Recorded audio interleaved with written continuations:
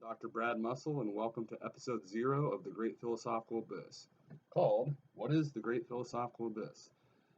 In this episode, I'm going to go ahead and discuss, what I plan to do with this series entitled The Great Philosophical Abyss. I'm going to talk a little bit about kind of the impetus, if you will, the inspiration for the series, kind of a little bit about the history of the phrase even. I'll talk a little bit about sort of what I envision in terms of my strategy for this series. And I'll make a few, I think, important prefatory remarks too, that I hope, all of you will bear in mind before you then dive into the actual episode. So that's the game plan here for this first episode. What is the Great Philosophical Abyss? Well, obviously, it's the series I'm about to present. Basically, it's going to be us introducing, or me introducing, a whole slew of various philosophical and sometimes not so philosophical topics that are meant to stimulate, our thinking, and give us something to chew on. And I mentioned the history of the phrase. Well, when I first started teaching, and in fact, for the first maybe 4 or 5 years that I taught, I would always begin every class I had a list of sort of philosophical questions. You're probably familiar with sort of similar books like what if books, hypothetical books. And they would, their list of various philosophical issues or those hypothetical what if sort of questions. And I labeled the list of these questions the Great Philosophical Abyss. And then at the very beginning, as I was taking roll, before I would take roll, I would ask a student to list a number. They would name a number, and then I would find that question, mark it off so we wouldn't revisit it later in the semester, and read out the question. Then I would take roll, and everybody would kind of mull over the question as I was, again, taking roll. And then we would revisit the question and discuss it as a class.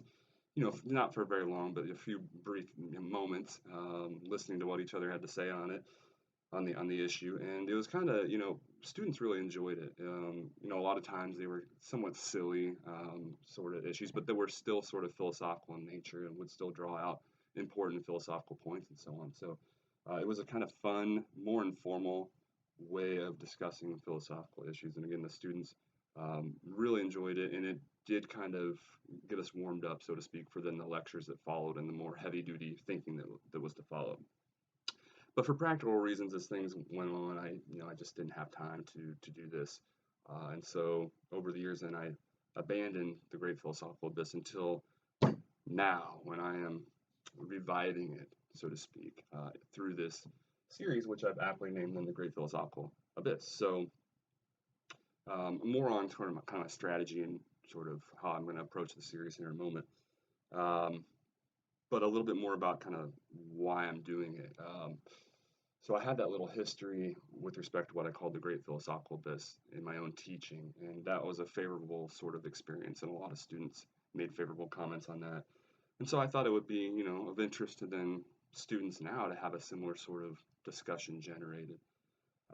And then also, inevitably, this happens almost every course I teach. I have students either in face-to-face or even reaching out via email if it's an online course, asking me what my own positions are on various issues that we've discussed throughout the course.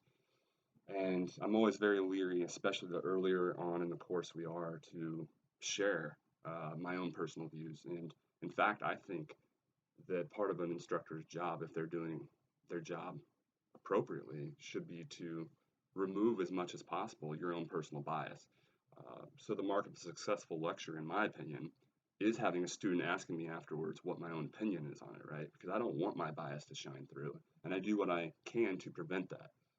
That's when I'm telling you or giving you a lecture on, what Hobbes says, right? But in this series, this will actually afford me, alternatively, the opportunity to actually express my own views, as many students, as I alluded to, have asked me to do.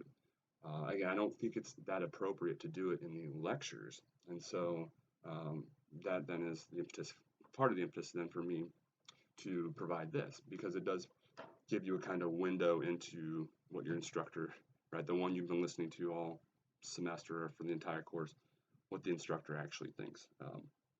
So this gives me a good sort of opportunity to satisfy the student's desire for answers in terms of my own perspective. Okay. Blah, blah, blah. I actually took or have a few notes here to make sure I cover all my bases here. Um, I guess finally, though, the sort of last thing I'd say in terms of my inspiration for this series or the motivation for the series is, I'm as, ask anyone that knows me, I'm as philosophical as it gets.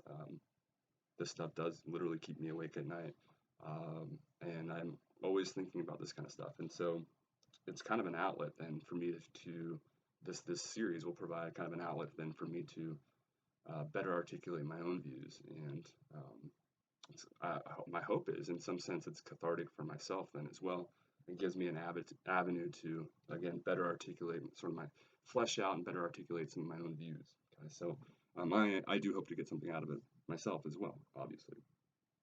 Okay, so now some brief prefatory remarks that I think are important. I was recently watching some Ayn Rand interviews that she did, and um, spectacular interviews. And I was struck by how she responded when asked about her influences at one point in one of the interviews. And how did you come to these conclusions? How did you come to your philosophy, Anne? And she said, my own head. I used my own head.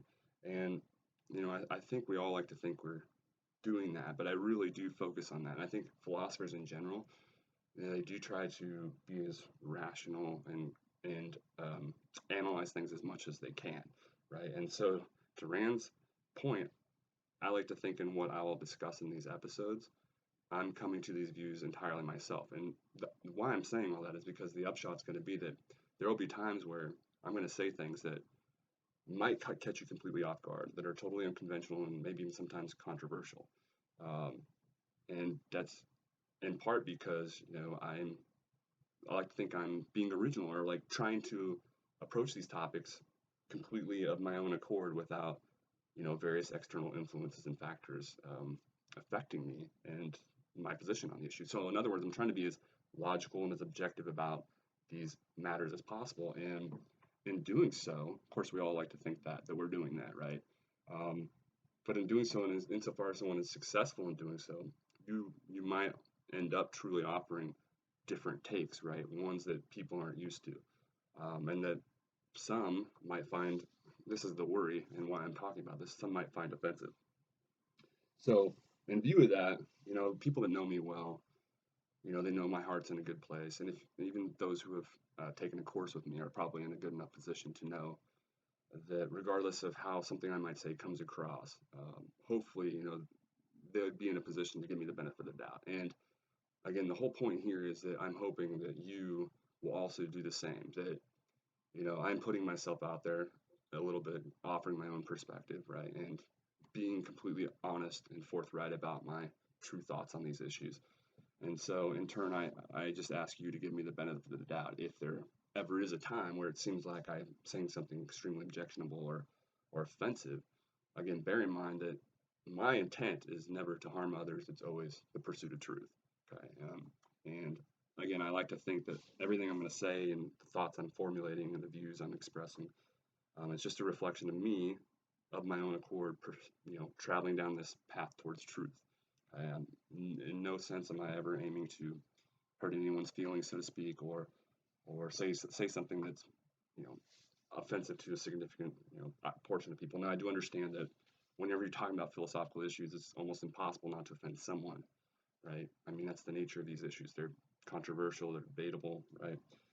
But hopefully, you kind of get in the sense of what I'm trying to do here, trying to say that again, the truth is what I'm concerned with. One of the things that'll probably come out in these episodes is that I'm about as apolitical as it comes. So there's no political agenda at play here, right? I'm not trying to offend anyone. Again, I don't take political sides in any of this. I like to think again that my motives, if I can borrow sort of a Kantian expression, are as pure as they can be, or at least I strive to make to have that be the case. Okay. Blah blah blah. And I guess one last prefatory remark, and this is a comment towards current students. If you're still taking one of my courses, you might hold off on watching episodes from the Great Philosophical Abyss, and that's just sort of to piggyback on what I mentioned a moment ago, right? I think uh, an instructor who's doing their job adequately, they're not going to let any of that personal bias interfere. The materials can be presented as objectively as possible.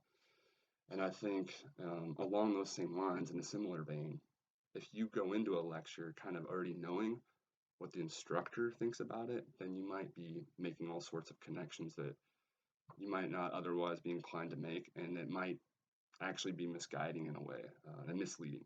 So I don't know. That's just something that occurred to me that it might behoove you or be in your best interest maybe to hold off in terms of listening to my own personal views on some of these issues until after you've completed the course and heard as objectively as possible, what Hobbes thinks, Kant thinks, and so on. Okay, so a little bit about the strategy for my channel, and then we'll wrap things up here.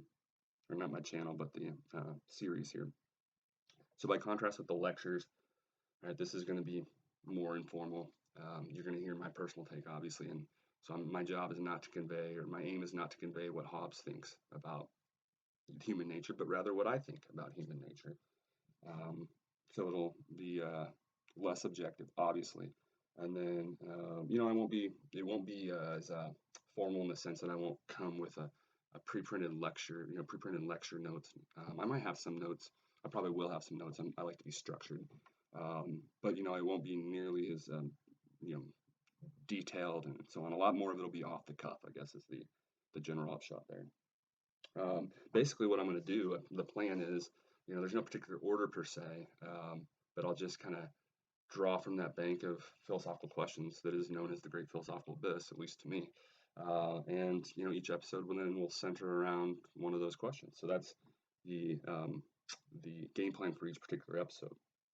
I'll give you my honest personal take on the particular issue that's raised, and probably talk a little bit about it in terms of the related philosophy. I'm sure that'll come up. So again, my job or what my aim is not going to be to, all those other philosophers might come up, right? The aim isn't to tell you what Hobbes thinks about human nature. Rather, I'm going to tell you what I think, okay? And I might reflect on what Hobbes says. Probably will quite a bit, but anyway, completely different objectives in this series versus the lectures. Okay? These episodes will tend to be quite a bit shorter, not necessarily always or all the time, but in general, I anticipate them to be a bit shorter. Excluding the obscene, nothing's really going to be off topic. Of course, what counts as obscene, we could have an entire episode on that, right? Um, I really do plan on covering the gamut in terms of philosophical issues. God, educational systems, happiness, the relationship between happiness and technology, the utility of religion.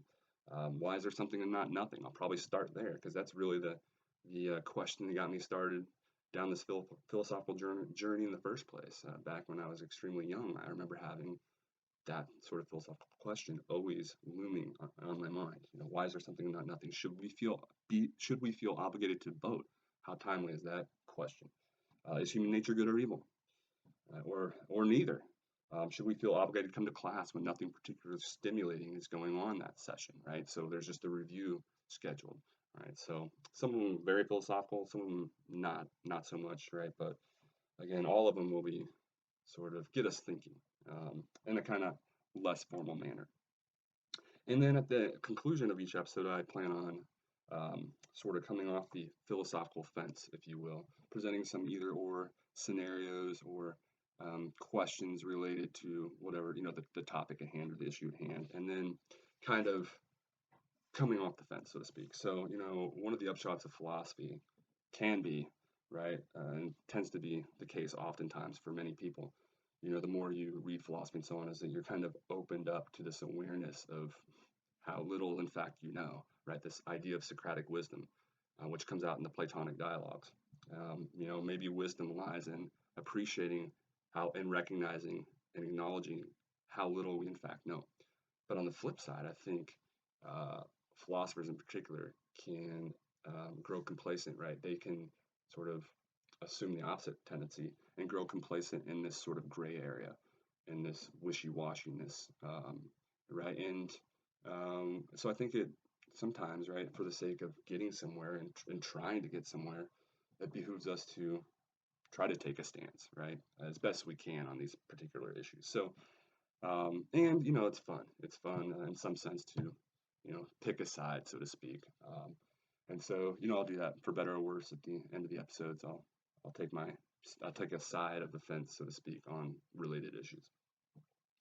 And then finally, I guess I just point out that my hope is that this would generate what I have to say in these episodes generates discussion then on the part of you, right, and the community at large, humanity at large, right. Let's start a discussion on the related issues. So I would love to see your own thoughts, your own reflections in the comments sections below each of these respective episodes. So I guess that's it. I look forward to diving into the great philosophical abyss with you in this series and discussing all these fascinating topics.